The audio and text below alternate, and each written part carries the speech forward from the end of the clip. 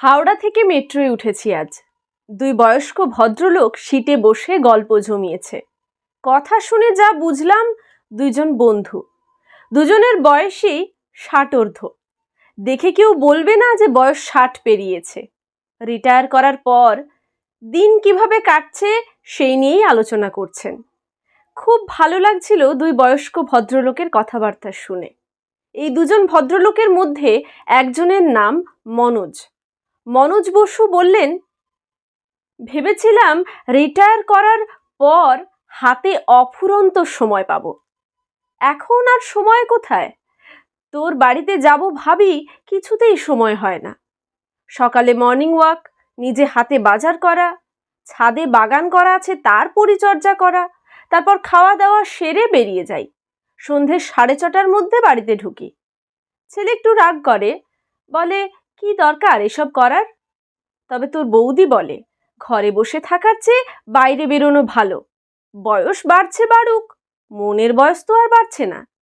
চাকরি করতে গিয়ে তখন তোমার সময় হয়নি, এখন যখন সময় হয়েছে শখ পূরণ করো। মনোজবাবুর এমন কথায় বন্ধু বললেন, ছেলে তো ঠিকই বলে, তুই ওই র্যাপিডো বাইক চালানো বন্ধ কর তো এবার। জিভ কেটে মনোজবাবু বললেন, কি বলিস? একদম না।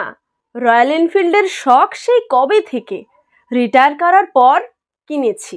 গাড়িটা চালাবো বলেই তো, কিন্তু গাড়ি চালিয়ে কোথায় আর যাব? তার চেয়ে এটা কি ভালো নয়?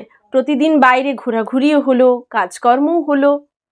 পুরো কলকাতা শহর বাইকে ঘুরছি, সিগন্যালে দাঁড়াচ্ছি, নতুন নতুন লোকের সাথে পরিচয় হচ্ছে।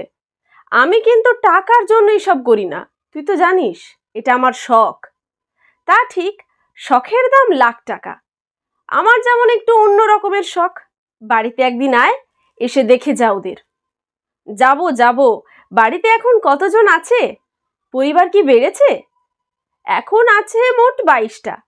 আমার নাতনি রাস্তা থেকে গত পরশুদিন একটাকে ধরে নিয়ে এসেছে। ওই বিড়ালটার নাম দিয়েছে ঝুমঝুমি। আমিও দাঁড়িয়ে দাঁড়িয়ে গল্প শুনছি। দুজন ভদ্রলোকের দুরকম শখের কথা জেনে ভালো লাগছিল বেশ। হঠাৎ করেই এই প্রসঙ্গ ছেড়ে মনোজবাবুকে বন্ধু জিজ্ঞাসা করলেন, ছেলের বিয়ের জন্য দেখাশোনা শুরু করেছিস, নাকি ছেলে প্রেম টেম করে রেখেছে? মনোজবাবু হাসলেন, হাসতে হাসতেই বললেন, প্রেম করলে তো একটা দায়িত্ব কমে যেত আমার। ভালো মেয়ে তোর হাতে আছে?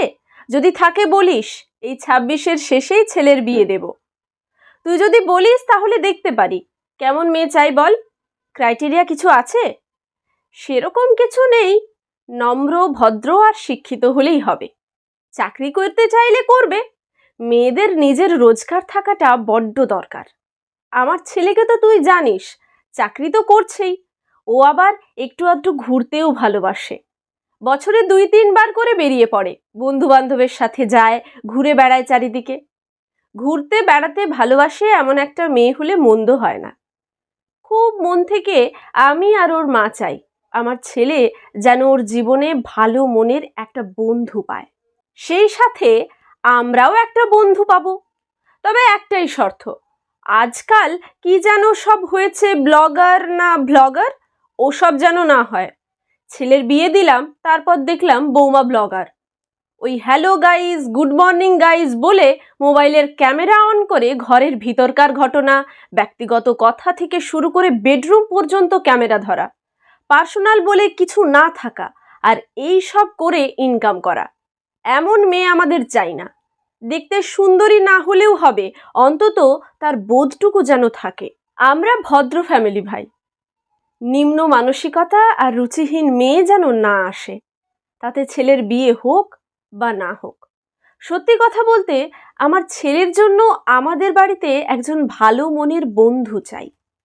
এবার তুই খোঁজ, তোকেই দায়িত্বটা দিলাম। আরও কিছুটা সময় যেতে পারলে হয়তো ভালো হতো। আমার গন্তব্য আমাকে নেমে যেতে হলো। মনে মনে ভাবছিলাম, এমন একটা পরিবারে সত্যিই একজন ভালো মনের বন্ধুই তো দরকার, তাই না?